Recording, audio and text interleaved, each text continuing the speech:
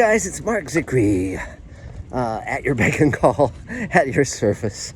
And it's a sunny day in the City of the Angels. And this is a commentary that I wasn't sure whether I should post on my Mr. Sci-Fi channel or my Mr. Politics channel, but because it kind of covers both. And I just want to talk about this subject for a minute. A lot of people have been talking about AI and how it might take over the world and destroy humanity and so forth.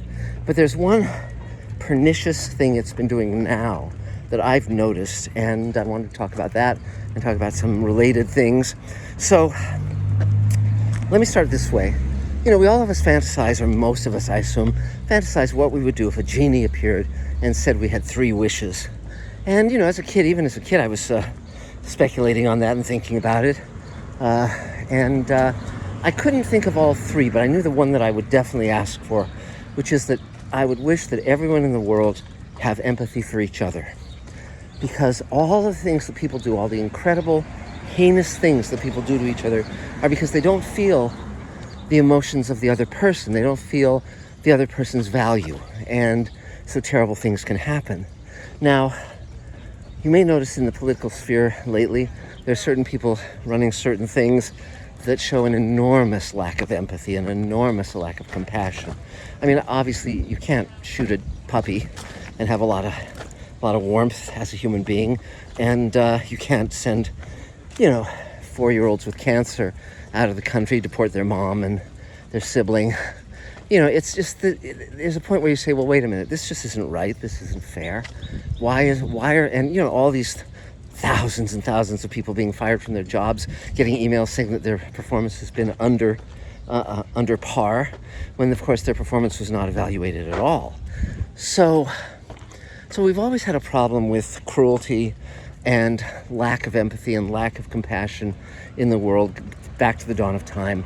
And again, it's the wiring. We're wired to have empathy and compassion and connection to our own little small band of monkeys around us, and to be afraid of all the other ones, and all the other animals and all the other creatures like us. So I think you either see something as a threat or you see something as a relative, essentially. But this is old wiring, and I think it's incumbent on us to work against that. And certainly one thing I love about science fiction is that my favorite science fiction stresses empathy, compassion, connection, survival of the species through individual effort, all of those things. But here's where AI comes into it. This is something that I think is really dire. Now, lately there have been certain things happening on the world stage that are way, way beyond the norm. And one of them, of course, is what's happening in Gaza, where people are being starved, people are being killed wantonly, children, women, everyone, civilians. And that's certainly the worst atrocity, I think, in my lifetime. And then you have things like all these mass firings and Doge, and removing a photo of the Enola Gay from a museum because it had the word gay in the name of it, even though it had nothing to do with gays or gay rights or any of that. It's wholesale cruelty and stupidity and callousness and just plain malignancy.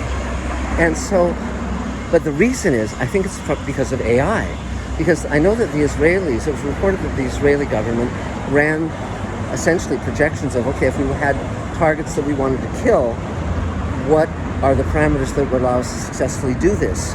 And the answer came back, well, for high priority targets, you just have to be willing to kill 100 people around them. And so, okay, and all of a sudden, because AI doesn't have empathy, AI doesn't have compassion. You say to it, well, here's the goal. How do we do it? And the AI says, well, here's how you do it, with no concern for if someone gets in its way. So I think, and then also with AI, you say, okay, we want to cut this by this much. Here's the parameter words, gay, DEI, diversity, etc., inclusiveness, and it just goes through everyone's emails and social media and etc., etc., etc., and it just weeds all those people out because that's the parameter it's been given. But what it does is it guides us toward more cruel and inhumane acts, because now something that isn't human is guiding us in choices that previously we would never have made. So this is a danger, because I think even if AI doesn't take over, if we follow its advice, it'll certainly make us more effective in our goals, but it'll also make us more heartless in our goals. And this is very bad for each and every one of us. So that's sort of the main thing. I don't want to go on at length about this, but I think just look in your own world for ways that artificial intelligence might be steering you and those around you to, sorry about that horn, to more and more callous behavior or keeping people isolated, and just see if there's ways that you can run counter to that advice and counter to that tendency. It takes courage, but that's what we're here for, I think. So that's it for now, and we'll talk again real soon. Bye, guys.